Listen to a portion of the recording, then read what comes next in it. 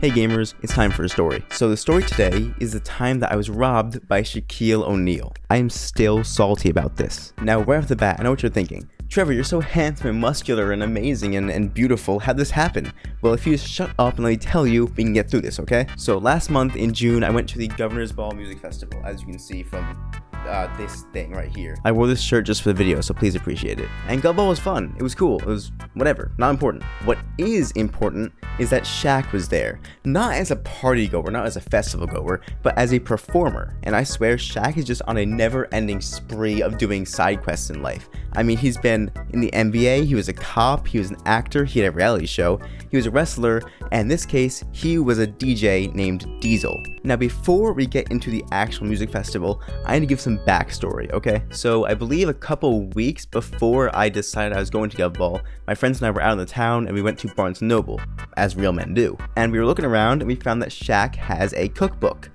Apparently, and we were like, haha, funny, whatever, not important. But once we decided that we were going to Gov Ball and we saw Shaq on the lineup, we were like, okay, we have to get this now. So literally the day before the festival, one of our friends went to Barnes & Noble and bought the book. And then once the day of Shaq was upon us, we taped a Sharpie to the book and we were on our way to the venue. Now, for those who haven't been to a festival before, basically what happens is there's no seats. So unless you want to get crushed by people, you're basically standing there for the beginning of the festival to the end each day. Or sometimes there's places you can sit like on the side, like away from the stages, but it's like on some grassy area and it looks like you're just a Diglett just sitting there. And I don't want to be seen as a Diglett in the middle of nowhere. So I stood. But since there's no seats, if you want to get a good view of the stage, it's a first come first serve type of deal. Which means that if you want good seats, you have to be there at the start of the festival, like when the doors open. So we got there around like an hour early-ish to get in line for the festival.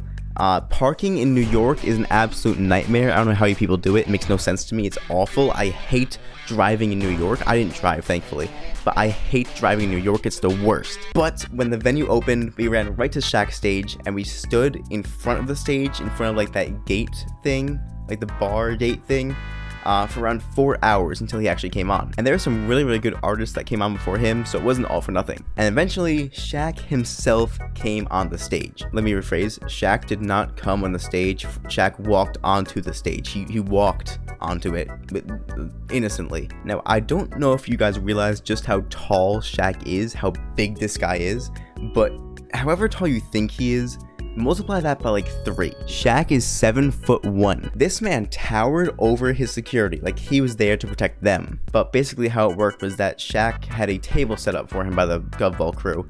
And it has like a DJ mixing table, stuff like that. I don't really know what it's called. And he stood behind that table and did his DJing stuff. But basically when Shaq came on the stage, we immediately held up the cookbook with the Sharpie attached to it. And he looked at it a few times and even smiled at it, but nothing really came from it yet. But eventually he did point at it, and then security formed like this assembly line where one security person took it from us, then handed it to the next one, all the way up to Shaq's desk. And then one of the people placed it on his desk and I think opened it and then whispered something to Shaq's ear, most likely letting Shaq know how handsome I am. Now, Shaq's set was around an hour long, give or take, and it was fun, except that I was being crushed the entire hour by the gate in front of me and people behind me, and I almost passed out. But anyway, after the set was over, Shaq said goodbye and waved and then left. And none of my friends or me saw Shaq actually sign the book.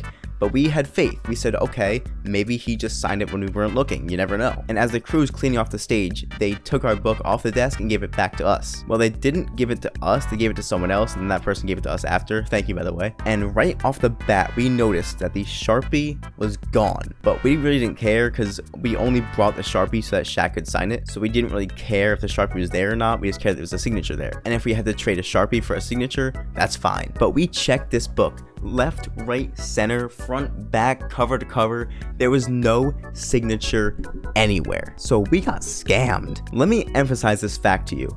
Shaq saw the book, he took the Sharpie, and didn't sign the book, and left. I mean, we got the book back at least, but the Sharpie was gone with no trace of a signature. The only thing we had from Shaq was maybe fingerprints, if anything. But now we were at a net loss of a Sharpie, and Shaq has it. He probably has it right now. Shaq robbed us. I think one of my friends still has the book somewhere, but it's a shell of its former self. It is just empty, hollow, without the mark of its creator. So Shaq, by the off chance you're watching this, you owe us a Sharpie. You stole something very near and dear to our hearts, and we want it back. Shaq effectively blueballed us, took our Sharpie, and gave the book back with nothing but sadness. I put my life on the line for that book. I was being crushed by people in the crowd because I was in the very, very front of the stage. So I was being crushed against the gate and the people behind me. I put my life on the line for this. But I mean, the rest of the ball was fun because I got a heart from Shaq. He pointed at me and gave me a heart. It's pretty cool. But now my friends and I are just hurt. We are baffled. We are absolutely taken aback by this horror that we are shown by Shaq. And this is something that I will never forget for the rest of my life. When I'm old and festering and on my deathbed, my last words are going to be, remember that time that Shaq robbed me? And yeah, that's basically the end of my story. I don't really have much to follow up with that. I don't know where I'm going from here. But yeah, that's it. And this is, by the way, the first episode of Traverse Tales. I hope that this was a good start to it. And now I can say that I finally understand when people say, don't meet your heroes. I understand what they mean now. Okay, that's about all I wanted to say. So yeah, peace out.